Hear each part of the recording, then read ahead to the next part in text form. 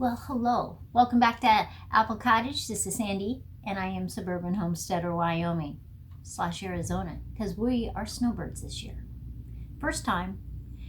And with our first full week of 2021, I've made some changes. I'm doing some things that I think it's going to be really interesting, helpful, and spurs my creativity a little bit. Now, the first thing I'm going to show you in this video is an idea I got out of a book that's called The Ultimate Guide to Eating for Longevity by T. Colin Campbell. I checked it at the library. And I took an idea that he had, changed it a little bit because I never can leave things alone. But I'm going to show you what I'm going to do. And though this book is on eating right, he has a chapter that really made me think, and I thought I would share it. And it's really focusing on what you're doing day to day, what you're eating, what you're thinking, how you're feeling. So I'm going to show you that book that I started to make. Now, I'm always a list maker. In fact, like, this is my list for today.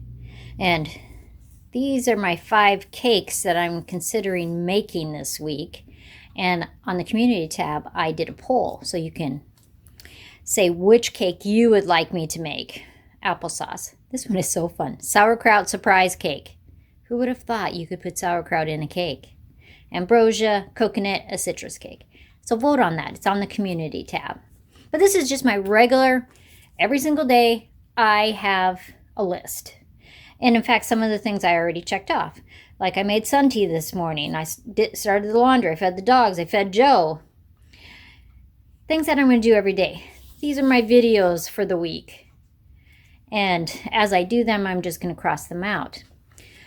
But the thing about a list is I throw this away.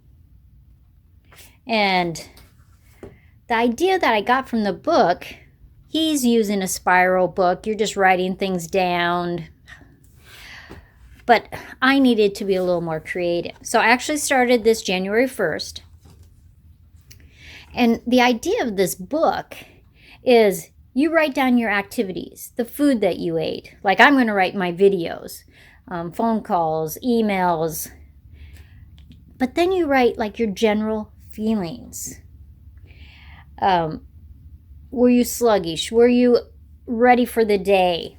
Your menu, I'm going to write things about my garden, parents, children, family, the dogs, hummingbirds. You write the temperatures. Like, when I woke up January 1st, it was 50 degrees in the morning. It got to 65 degrees. On the 2nd, it was 48, but it got to 76. Yesterday, it was 47, but it got to 73. And I'm just writing things. I'm writing things I spend money, income I have, any small goal for that week. Just my everyday thing. But the idea of this is when you can look back, you'll find patterns. So here's today's. Now you can see my marker went through, which I didn't really realize. So now I have some paper towels to catch all that. But I had breakfast this morning. And I've been having applesauce each morning. It's some homemade applesauce I made the other day. And I had a cup of tea. So I wrote that. It's 50 degrees this morning. I already made money this morning.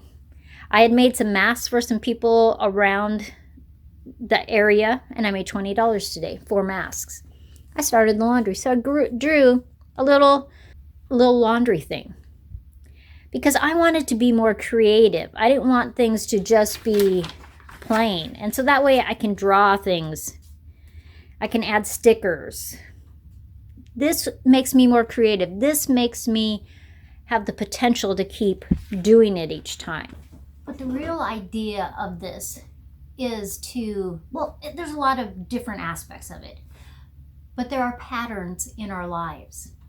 There are things that can affect us. Say that you find that every so often That day you're not feeling well.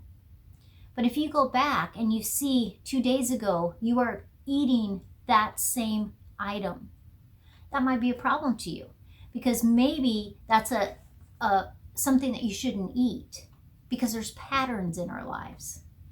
And I think you can look back a few days, a week, a month.